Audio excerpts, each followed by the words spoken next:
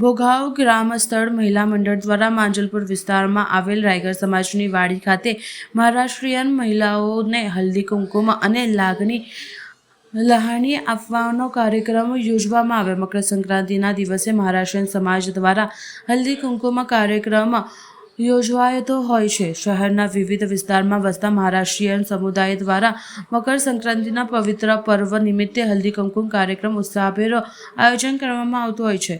ભોગાવ ગ્રામસલ મહિલા મંડળ દ્વારા આયોજિત આ કાર્યક્રમમાં મોટી સંખ્યામાં મહિલાઓએ જોડાઈને પરંપરાગત સંસ્કૃતિના દર્શન કર્યા હતા। કાર્યક્રમની શરૂઆત ગણપતિ વંદના અને દીપ પ્રાગટ્ય સાથે કરવામાં આવી હતી। આ પ્રસંગે મહારાષ્ટ્રીયન મહિલાઓ પરંપરાગત નવવારી સાડી અને ગહેણામાં સજ્જ થઈને ઉપસ્થિત રહી હતી। તિલગુળ ઘ્યા અને ગોળ ગોળ બોલાના નાદ સાથે એકબીજાને તલ ગોળનો લાડુ આપી મોઢું મીઠું કરાવ્યું હતું। સુખ સમૃદ્ધિની કામના કરવામાં આવી હતી। હલ્દી કુમકુમ દરમિયાન પરિણીત મહિલાઓ એકબીજાના કપાળ પર હળદર અને કુમકુમનું તિલક કરી સૌભાગ્યના આશીર્વાદ મેળવતા હોય છે। કાર્યક્રમના અંતે પરંપરાગત મુજબ મહિલાઓએ વાણ એટલે કે ભેટ તરીકે ઉપયોગી ઘરવખરીની વસ્તુઓ અથવા સૌભાગ્યવતી ચિહ્ન અર્પણ કરવામાં આવ્યા હતા। આ પ્રસંગે માત્ર ધાર્મિક પરંપરા જ નહીં પરંતુ સામાજિક એકતાના દર્શન પણ થયા હતા।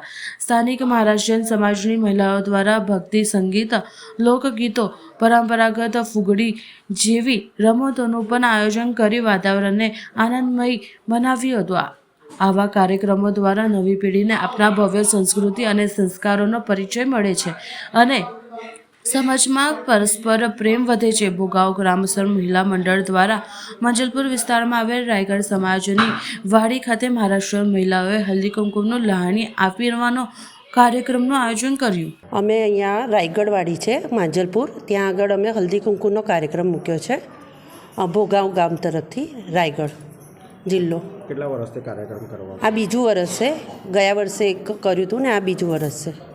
કયા કયા પ્રોગ્રામ કરવામાં આવ્યા છે? આજે અમે અહીંયા હલ્દી કુંકુ બધી લેડીઝને હલ્દી કુંકુ આપીશું અને અમે જે વાન લાવ્યા છીએ એ આપીશું અને બીજું ગરબા એવું બધું કાર્યક્રમ મૂકેલો છે।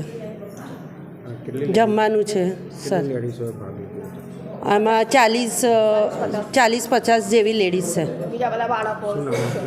મારું નામ મનીષા જિગ્નેશ પવાર।